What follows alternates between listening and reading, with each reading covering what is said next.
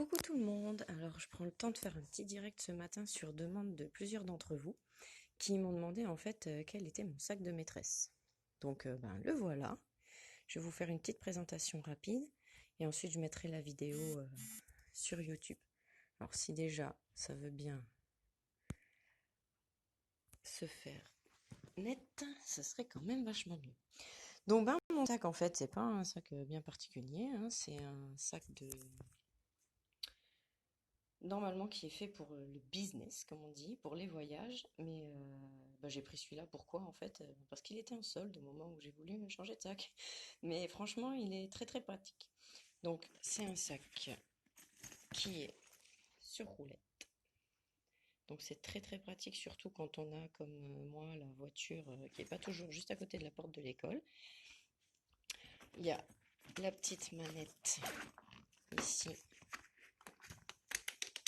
pour pouvoir le tirer et elle se range très facilement. Voilà.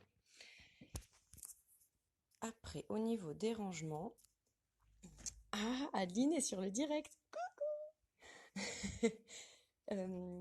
Là, il y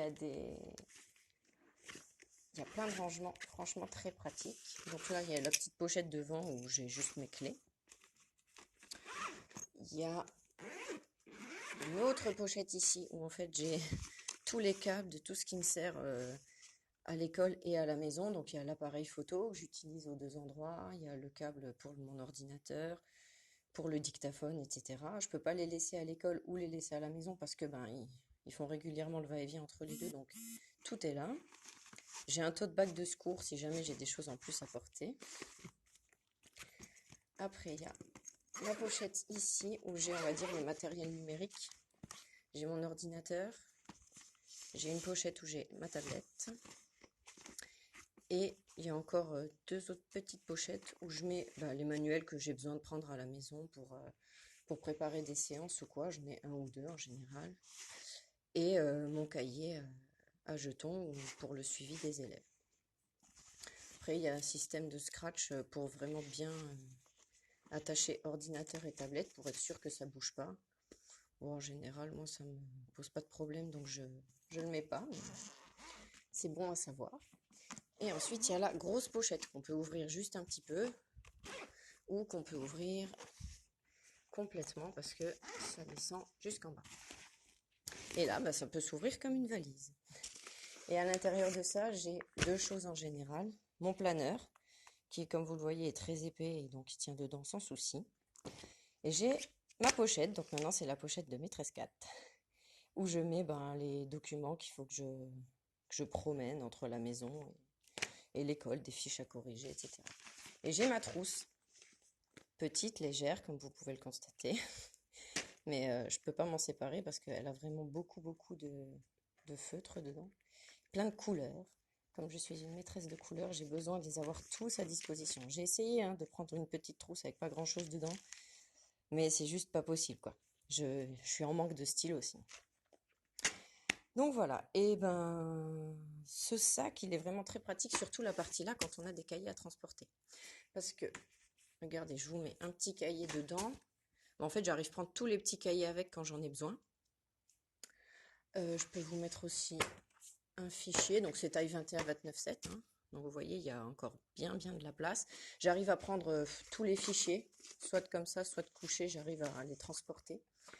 Et après, les cahiers 24-32, voilà la place que ça prend. Donc j'arrive encore à mettre ma trousse à côté. Et j'arrive à en mettre une dizaine, une douzaine. Donc c'est pratique. Parce que quand je transporte les cahiers, il faut savoir que je n'ai plus le planeur aussi. Je vous montre, je referme ça pour que ce soit plus pratique. Mais en fait, le planeur et la pochette, je peux les ranger dans la... Si j'ai des cahiers à transporter, je les mets dans la pochette de devant, ici, avec l'ordinateur. Ça rentre sans problème, ça ferme sans problème. Et la trousse, je la mets avec les câbles.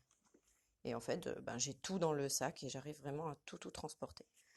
Donc, vraiment un sac très pratique que j'ai eu pour mon anniversaire. Et je vous dis, je ne l'ai pas choisi vraiment pour ses capacités au départ. Bon, bien sûr, ça a été un des critères. Mais j'ai finalement hésité entre plusieurs et j'ai pris celui-là parce que c'était le plus soldé. Donc voilà. Après, pour les références de ce sac, c'est un Samsonite qui est en fait pas rangé dans la classe, dans la catégorie enseignement ou je ne sais quoi, c'était dans la catégorie voyage. Donc c'est vraiment un sac avec lequel je peux même partir en vacances si je veux. Voilà, je pense que j'ai fait le tour. Voilà, ici, il y a plein de petites pochettes s'il y a besoin. Moi, j'ai des mouchoirs dedans. Mais voilà.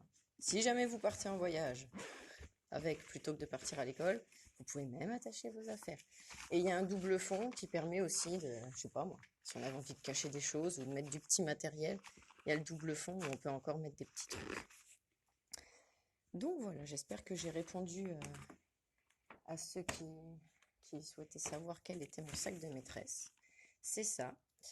Et ben je vous propose de faire un petit article où je vous remettrai la vidéo sur le blog.